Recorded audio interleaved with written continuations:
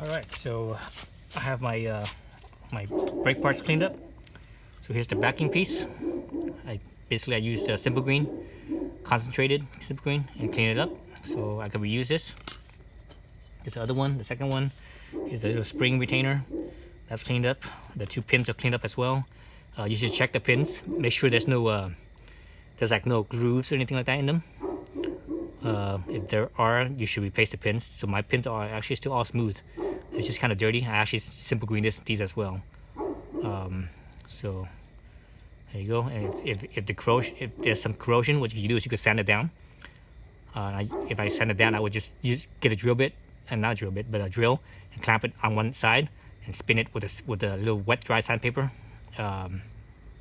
Something that's finer, like a 200 grit at least, 200 grit or finer than that, 200, 280, something like that. And while this thing is spinning with the sandpaper wet, you just go over it and it'll clean these two off. I'm probably not gonna do it on this one because it doesn't seem so bad at all. This thing only has 13,500 miles, so no big deal. And here's the rubberized backing piece that I'm gonna reuse. So I'm not gonna. So there's still that little bit of that gumminess stuff in here. That adhesive that I always forget what that stuff is called. That brake quieter, whatever they call it. So they use a little bit, a little bit of that, a little bit on each side. Actually, let's look at my brake pads. So this is the driver's side, my passenger side. The previous video that you just saw, I just barely took it off, and so I haven't cleaned it up yet. So here's my driver's side. So this is the inside one without the sound indicator, and here's the sound indicator. So that's the outside, and you can see there, basically the sound indicator thing right here.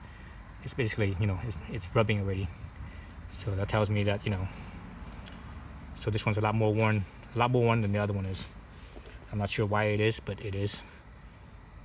So there you go. I suppose I could still use it a little bit more. I could probably use it for like another 500 miles if I wanted to, but I'm not going to. I'm going to put it in the new pads since I already have them. I could have sworn there was a split in the middle. Maybe there was. It's just maybe the top half and the bottom half doesn't have the split. So here are my replacement ones. These are Ferrodos. Ferrodo 2500s. So they have the split. The top half and the bottom half it doesn't. So I think if I can recall, this one did have the splits when I did the brakes. When I replaced the rotors, I remember seeing this having the little split. So anyway, so that's the new one right here. And it's much thicker compared to this one where the indicator is. It's probably, I'm gonna say, over 3 times. Let's see, 1, 2, yeah, over 3 times. Probably 3.5 times thicker than the new one. 3.5 times thicker than the one. So there's that. Again, these are the Ferrodos 2500s. So basically, I have all this cleaned up. I'm actually missing that brake quieter stuff. But actually, let's go over to the rotors, the caliper, and let's look how that cleans up. So this is all cleaned up. I'm basically ready to put this stuff together. Let's go over to the driver's side over here. Oops, still turning the other way. So it helps with the steering wheel turn angled towards outside. All right.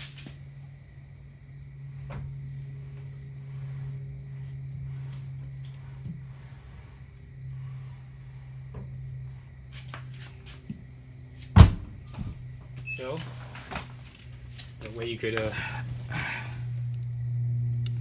see it. So I already cleaned this one out, and you can actually still see a little bit of wetness right in here. So it's still a little wet. So I'm gonna give it a little bit more time to dry up a little bit. So the pistons are actually still squeezed in. So you actually have to push the pistons out. And you can you can either use a tool for that. They actually make a tool for that. One other thing you can do is you can actually release the bleeders up here, and that will release the pressure as when you push these. You could basically push it by hand if you want.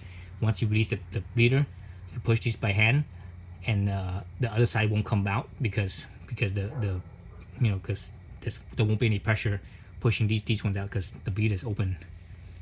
But I'm probably not gonna do that. I have a tool to spread this apart, but I have to be mindful because if you do that, you have to check your brake fluid, see what the level is, because when you spread that apart, the level here will actually go up. It will raise, it will get higher. So I'm just below the max level. So actually, I might just do the well, I have to bleed the brakes again, anyways, no matter what. So I might just open up the screw up here while I spread those apart. But I'm gonna wait till the water dries a little bit, so I'm gonna give it a little bit more time before I put everything back. So that would be another video, I think. Yeah. So that's what it looks like. So stay tuned for the next video.